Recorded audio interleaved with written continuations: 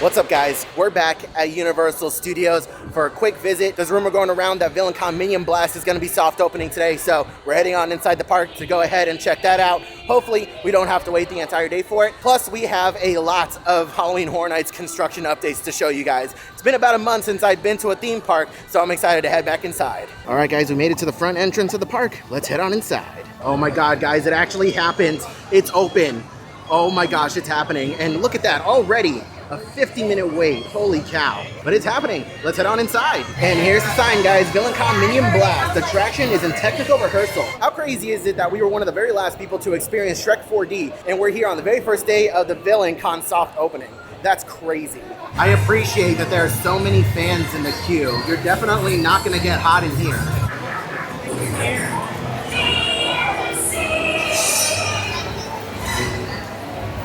Tuesday at 10, it's Buckle! Right here on BNC. We show you the funniest flops, fails, and villain flubs.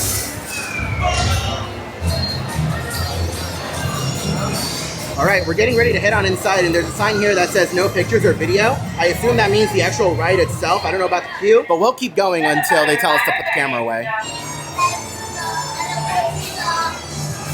Okay, so I was very mistaken. The queue wraps around the back of the building. That's definitely something I was not expecting. Holy cow. Waterproof, fireproof, and laserproof. Fingerprint resistant coating, so you never get caught. Holds up to 10,000 rounds and 10,000 songs. The Eliminator X. From rotten, evil to the core. Clever enough for Summer Club. Shut me up for Nexus.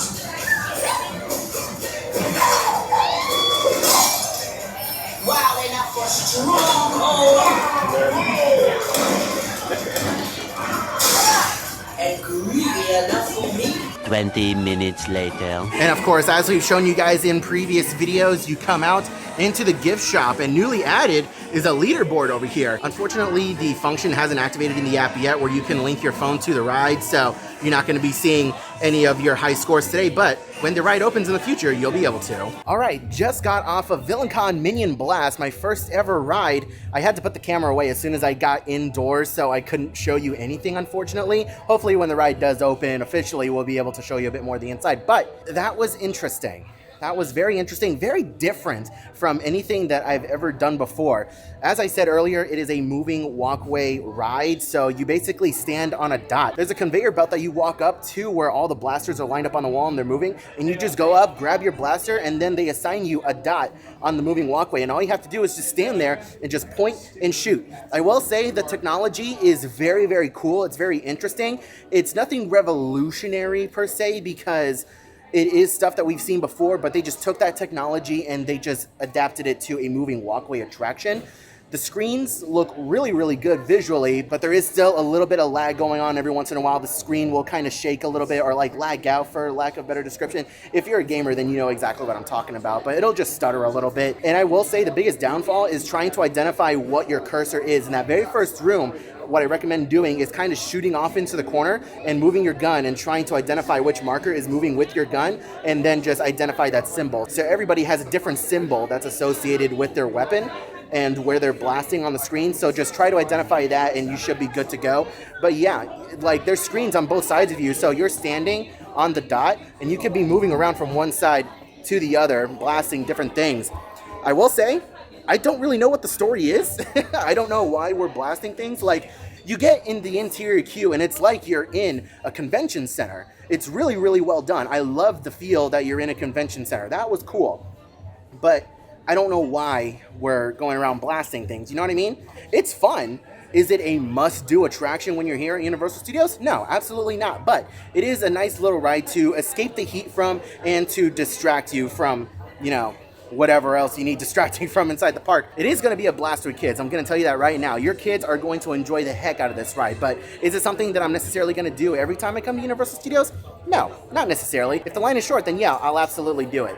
But other than that, it's fun. I'm still gonna ride it a few more times today before I give my overall final thoughts, but as of right now, I gotta say, it's a fun ride. And before we head on back into the queue for round 2, I just wanna show you guys the warning sign, so that way you guys can know ahead of time if you are able to ride. Thankfully, there is no test seat or anything, you're just standing in one spot, so pretty much anybody can ride this attraction, and I love that. And this is a new item in the gift shop. They have the Eliminator X over here for sale. So if you enjoyed playing around with the guns on the attraction, you're able to come inside the gift shop and buy it for yourself. Also, shout out to Kevin Heimbach for pointing this out, but this Minion has a literal butt plug. Well, look who we ran into, Gru and Lucy. Girls? What the heck? Oh my God, you must be sweating in that. Oh my gosh. Slightly warm. Slightly? Just slightly? I honestly respect it. That is awesome. You guys look great. All right, let's head back on inside for round 2. Currently sitting at an hour-long wait.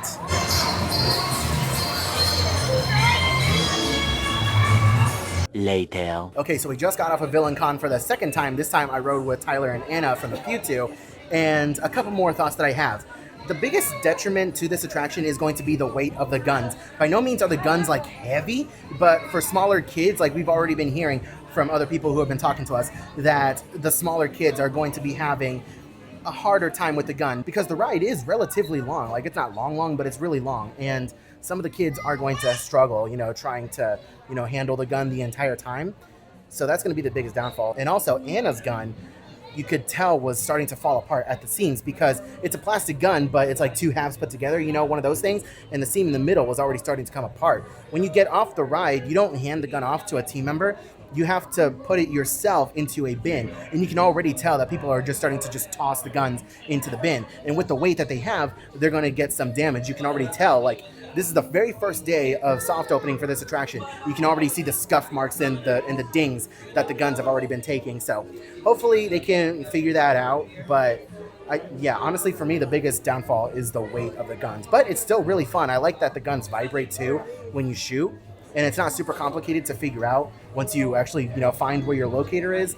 But it's still fun. Something else that I also want to add is that, yes, this attraction is a moving walkway. And while we were actually riding it the second time, the attraction did come to a stop. And I like that the moving walkway came to a gradual stop. And we were kind of there for a couple minutes. It wasn't anything crazy. But when the attraction started up again, like, everyone was like, whoa, we had to get our footing, So it's definitely one of those things. So be prepared for it. But there is a warning spiel that says, hey, the attraction will start immediately. So when you hear that, just kind of spread your feet out just a little bit. And that way, when it starts, you're not falling over the person behind you. Another thing that I wanted to point out that I was talking to Tyler and Anna about is that, yeah, it's really good that they're able to put so many people on the attraction, but everyone is just so darn close together. And when you're in each individual room, there's so much happening on the screen because there's so many people in that room with you shooting at the same exact thing.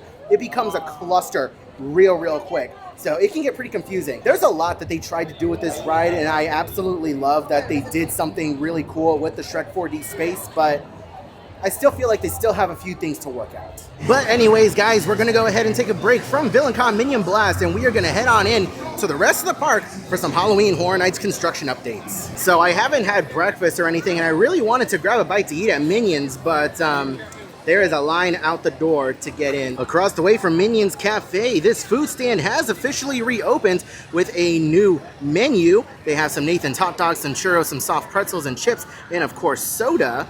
They did expand the building out this way, and basically what they did was, remember the rotating Minions pop-up stand over here that had the freestyle machines? They took those freestyle machines and put them right over here. So we have 3 brand spanking new freestyle machines over here. So as we make our way over into the New York section of the park, I just want to go ahead and start this by saying we don't officially know what the names of the scare zones for Halloween Horror Nights 2023 are going to be. We just made a video talking about the latest haunted house announcement, which is Stranger Things, but again, as far as the scare zones are concerned, we only have rumors and nothing concrete confirmed. But with that being said, let's go ahead and walk further into the New York section and start checking out some scare zone updates. As of right now, we don't have anything new going on at the former entrance to the Tribute stores. We'll be sure to let you guys know if anything does happen, but I want to direct your attention up here. Take a look at these lights. These are brand spanking new, and these are meant for ambient lighting for whatever scare zone is gonna be here in the New York section of the park. Now, typically in the New York section of the park, we get some large set pieces for the scare zone. So I want to direct your attention back this way to where the bus stop used to be. There used to be a little shack here for a bus stop. We typically see some large set pieces in this area. Haven't gotten anything set up yet, but it's only a matter of time before we possibly do. Across the way from Revenge of the Mummy, we can see a lot more lighting has been set up over here on the rooftops of these buildings. And again, all facing down to street level. A lot more ambient lighting for this future scare zone. Over here on Delancey Street, heading on towards the Transformers ride, we have a couple more lighting rigs over here on either side of these buildings. And I also want to direct your attention to the electrical wire that is running across from one building to the other. I don't think that they're going to be hanging any lights or something off of this electrical wire. Typically, if they are going to be doing some lights overhead, they would string it from one building diagonal from one to the other, going on down the street. I don't think that's going to be happening this year with the rumored scare zone, but things could always change. So as of right now, there's nothing really interesting going on with Fast and Furious Supercharged. We do know that this is going to be the exit to a haunted house that is going to be located right in between these two buildings. The haunted house is going to start in the main queue of Fast and Furious, and then there's a tent right over here in between buildings that guests are going to be exiting out of right over here. Last year, we did see some lighting rigs on top of these buildings over here to create some ambiance and mood lighting for the exit of this haunted house, but we haven't had anything pop up yet in this section of the park, so we'll be sure to let you know if anything does change. All right, we have made it into the San Francisco section of the park, and we have some more scare zone construction. Take a look at all these trusses that are over here. We have a truss right here, a truss right there, and a couple more trusses right behind the Fisherman's Wharf sign that we'll go ahead and get to in a little bit. This singular truss right here, I don't exactly know if it's going to be used for lighting because these other trusses that are taller over here are being used for lighting. If I had to guess, this truss right here is possibly going to be used for signage to let you know what the name of the scare zone is going to be that you're entering, or it could just be used for general theming. That's just my guess. Let's go ahead and continue walking. On top of the restrooms over here, we do have some lighting that is facing this direction over here of the new scare zone. And take a look at this, guys. 3 trusses with lighting structures on top of all of them. And I'm sure that this is not the only lighting that we're going to be getting. As we get closer and closer to the start of Halloween Horror Nights, I do expect these trusses to get covered up in a lot more theming. Over here at the exit to Fast and Furious Supercharged, I do want to point out this little truss structure right here, possibly going to be used for theming. This truss right here, that is for Halloween Horror Nights. These other trusses over here are just lighting that are normally here all year long for the Fast and Furious Supercharged exit. That makes sense? That makes sense. And once again, on the opposite end of the future scare zone here in the San Francisco area, we do have another medium-sized truss structure that I suspect is going to be used for either signage or theming. Right across the way from King's Cross Station, we have a couple more truss structures. This truss structure is here every year, and it's just going to be used for lighting. We're going to be seeing some lights put up along this truss structure over here and on top, just going to be facing down the street. There's not going to be a scare zone in this area. It's just ambient lighting for the general events. But over here is what I really want to point out to you guys. Take a look at this. I can't remember the last time, if ever, we've had a truss structure like this on this part of Pier 41. Let's go ahead and take a closer look. So in years past, we have had specialty bars located back here. We have a couple of mini truss structures over here, but I don't think that this is their permanent home. They are behind some barricades. I do suspect that they're going to be separated and spread out throughout over here. But as we walk further on down, we have some more trusses. Oh yeah, there's definitely going to be a specialty bar back here. Take a look at that. All these trusses down here. Yeah, there's definitely going to be something going on around the back of Lombard's over here like we've seen in years past. Holy cow, is that accurate? Only a 15-minute wait for the Hogwarts Express? What the heck? That's awesome. It's a shame that I'm not going to the other park. So the last time we were here at Universal Studios and we went through King's Cross Station, the AC wasn't kicking, but I'm very happy to report that the AC today is kicking, and it's a great opportunity to come in here in this little space right here and just hang out for like 5-10 minutes, get a break from the heat, get some AC, drink some water. Perfect hangout location. On the opposite end of the Wizarding World of Harry Potter, we have some more truss structures over here, heading on over towards the bypass to Simpsons Land. These are once again going to be used for just lighting. There's no scare zone or anything going to be happening over here. Just ambient Halloween Horror Nights lighting. Walking on closer towards the Fear Factor stage, we have another truss structure over here. Once again, also for lighting. I know it's also very difficult to see, but over there in the Fear Factor stage, we can see some set enhancements going on. We did get official confirmation, not from Universal, but from Nightmare Fuel themselves, saying that they are going to be returning for this year's event. Oh yeah, this right here is actually a much better view. Take a look at those black curtains over there. The set is going to be stretching all the way across the entire theater. Now, right next to the Fear Factor Theater, we do have the former location of a haunted house. You can see that there is a tent here, but we're still not entirely sure whether the tent has been extended, because for the longest time, thanks to aerial photos from BioReconstruct, we saw that this tent was basically cut in half as it was basically being used for something else. So we don't know if it's being extended, but it is rumored that there is going to be yet again another haunted house here in this location. Still some construction walls over here right across the way from the Simpsons ride, making a little bit of a choke point for this area as they redo the concrete. Just made it out of Springfield and we are heading on into the former Kids Zone area next to Animal Actors. We do have another brand new truss structure over here, most likely going to be used for Halloween Horror Nights lighting and signage. Over here at SpongeBob Store Pants, we have a couple of brand new truss structures up here, most likely to be used for lighting. However, what's unique is that I don't believe we've ever had truss structures on top of store pants before. So that's very interesting. I think it has to do with the demolition of the former Kids Zone area. I think they had a couple of other structures that they could just throw some lighting on. So that's very cool to see, is something brand new. All right, let us head into our second to last scare zone of Halloween Horror Nights in the Central Park area, and take a look at this. A lot more truss structures over here spreading throughout the park, and these are camouflage. So this scare zone is rumored to be a jungle theme. We don't exactly know what it's going to be, like what the theme is going to be. All we know is that it's possibly going to be jungle, so it makes complete and total sense that these truss structures will be camouflage. We're probably going to be seeing a lot of vines and leaves and twigs and stuff covering up these truss structures. I also want to point out these lines. I know they're kind of hard to see in the video, but there are lines stretching from one truss structure to the other. So more than likely, we're going to have some additional lighting or some like hanging vines going from one truss structure to the next. All right, I would have started this clip a little bit sooner, but there's the show going on over at Mel's, so copyrighted music, we got to move down a little bit more. But over here in the Hollywood section of the park, we do have a lot more temporary lighting structures up on the top of the buildings, signaling the start of construction for the scare zone that is going to be located over here. We have a lot more going on these buildings over here, right on top of the Jurassic Park Tribute Store, which will be closing down very, very soon. Let's go ahead on inside the Five and Dime and take a look at the brand new Halloween Horror Nights merchandise. Not only did I want to take a look at the merchandise, but I also wanted to get a kick of AC. But take a look at the new Stranger Things 4 merchandise for Halloween Horror Nights featuring Vecna. Holy cow.